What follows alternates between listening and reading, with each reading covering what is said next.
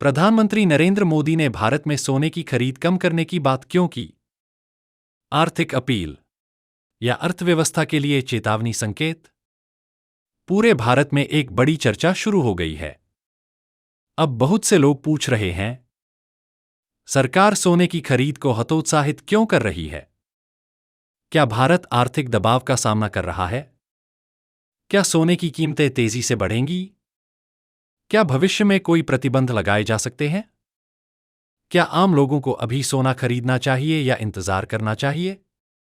और सबसे महत्वपूर्ण, क्या यह केवल एक आर्थिक सलाह है या कोई गहरा संकेत?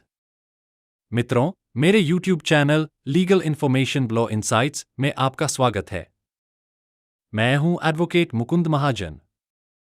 मुझे यह बताते हुए प्रसन्नता हो रही है कि हमारे चैनल ने 1 लाख सब्सक्राइबर्स पूरे कर लिए हैं और हमें YouTube सिल्वर क्रिएटर अवार्ड प्राप्त हुआ है।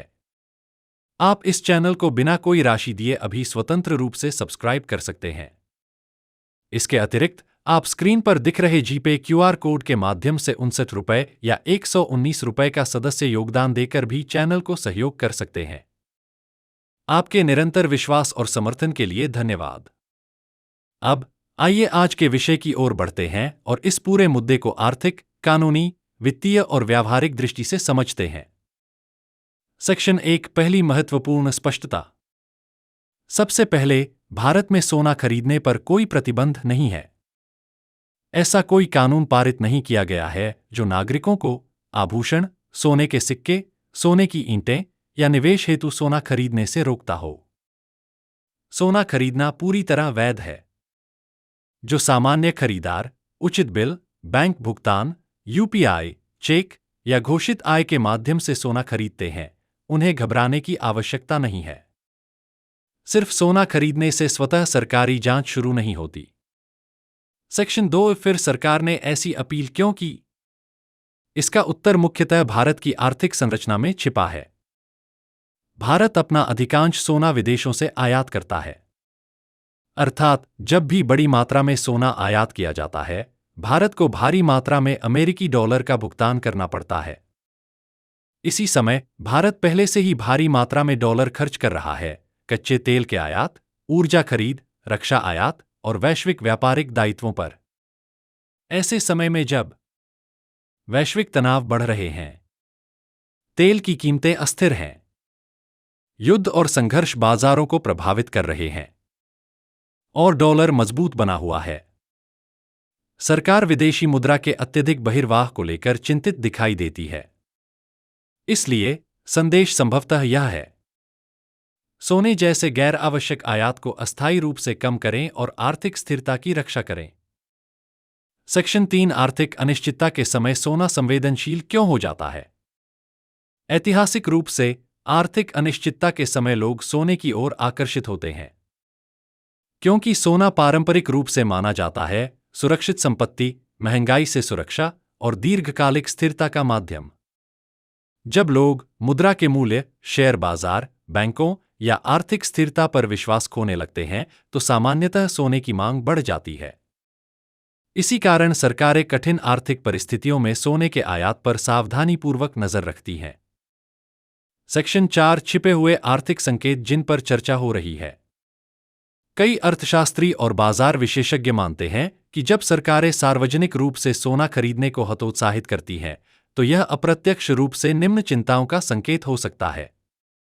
महंगाई, रुपए की कमजोरी, विदेशी मुद्रा पर दबाव, बढ़ता आयात भार या भविष्य की वित्तीय अनिश्चितता। कुछ लोगों का यह भी मानना है, सरकार चाहती है कि नागरिक अपना पैसा बैंकिंग व्यवस्था, डिजिटल निवेश, म्यूचुअल फंड या अन्य वित्तीय साधनों में रखें, बजाय इसके कि वे अपनी बचत को भौतिक सोने में परिवर्तित करें।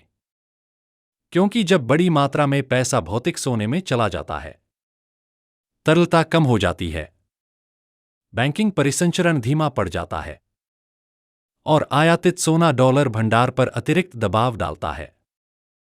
हालांकि यह सावधानीपूर्वक समझना आवश्यक है, किसी भी आधिकारिक बयान ने किसी छिपे हुए एजेंडा की पुष्टि नहीं की है। ये केवल आर्थिक व्याख्याएं और सार्वजनिक चर्चाएं हैं। सेक्शन 5, महत्वपूर्ण वैश्विक विकास। एक और महत्वपूर्ण विकास यह है कि दुनिया भर के कई केंद्रीय बैंक स्वयं अपने स्वर्ण भंडार बढ़ा रहे हैं। क्यों? क्योंकि कई देश प्रयास कर रहे हैं अपने भंडार में विविधता लाने का, अमेरिकी डॉलर पर निर्भरता कम करने का और अनिश्चित वैश्विक आर्थिक परिस्थितियों के लिए तैयारी करने का। परिणामस्वरूप पिछले कुछ वर्षों में वैश्विक सोने की कीमतों में काफी वृद्धि हुई है। इससे सोने की नीति और भविष्य की आर्थिक प्रवृत्तियों को लेकर सार्वजनिक चर्चा और अधिक बढ़ गई है। सेक्शन 6। क्या सोने की कीमतें और बढ़ सकती हैं? संभवतः हाँ, क्योंकि यदि आयात धीमा पड़ता है, आपूर्ति कम होती है, लेकिन भारत में मांग मजबूत बनी रहती है, तो घरेलू सोने की कीमतें और बढ़ सकती हैं। और याद रखिए, भारत का सोने से भावनात्मक और सांस्कृतिक संबंध बहुत मजबूत है, क्योंकि शादियां, त्योहार, पारिवारिक परंपराएं और निवेश की आदतें सोने से गहराई से जुड़ी हुई हैं। इसलिए मांग पूरी तरह समाप्त नहीं होती। कभी-कभी भय स्वयं खरीदारी बढ़ा देता है। कुछ लोग भविष्य में संभावित प्रतिबंधों या नीतिगत परिवर्तनों की अटकलें लगा सकते हैं। यही मनोविज्ञान कीमतों को ऊपर धकेल सकता है। सेक्शन 7। व्यापक आर्थिक प्रभाव। सोने के आयात से संबंधित कोई भी बड़ी सरकारी अपील अप्रत्यक्ष रूप से आभूषण व्यापार, उपभोक्ता खर्च, आयात व्यवसाय और समग्र बाजार भावना को प्रभावित कर सकती है। इसलिए अर्थशास्त्री और वित्तीय विशेषज्ञ निम्न विषयों से संबंधित भविष्य की नीतिगत गतिविधियों पर निकट नजर रख रहे हैं।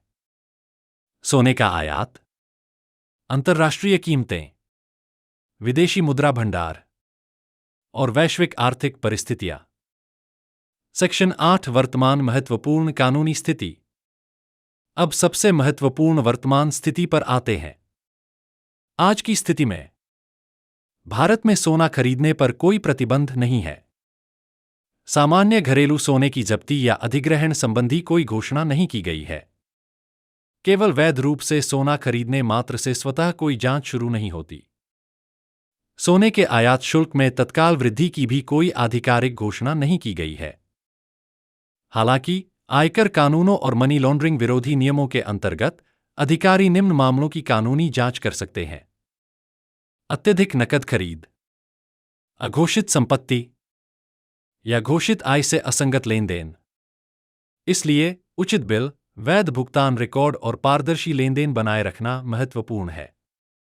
वर्तमान में सरकार की स्थिति विदेशी मुद्रा भंडार, आयात और अनिश्चित वैश्विक परिस्थितियों में भारतीय अर्थव्यवस्था पर दबाव कम करने हेतु एक आर्थिक अपील के रूप में दिखाई देती है।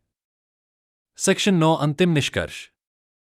तो वास्तव में क्या होता दिखाई दे रहा है? वर्तमान में यह सोने पर प्रतिबंध, आपातकालीन नियंत्रण या जब्ती जैसी नीति प्रतीत नहीं होती, बल्कि यह अनिश्चित वैश्विक वित्तीय परिस्थितियों के दौरान एक आर्थिक सावधानीपूर्ण सलाह जैसी प्रतीत होती है। लेकिन साथ ही ऐसी अपीलें यह संकेत दे सकती हैं कि सरकार महंगाई, विदेशी मुद्रा भंडार, मुद्रा स्थिरता और भविष्य के आर्थिक जोखिमों पर सावधानीपूर्वक नजर रख रही है। इसलिए नागरिकों को न तो घबराना चाहिए और न ही व्यापक आर्थिक स्थिति को नजरअंदाज करना चाहिए। संतुलित दृष्टिकोण यही है।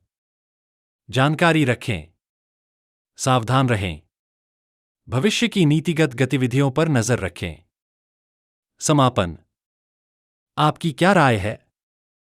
क्या यह केवल एक आर्थिक सावधानी है या भविष्य के बड़े वित्तीय दबाव का प्रारंभिक संकेत? अपनी राय कमेंट सेक्शन में अवश्य साझा करें।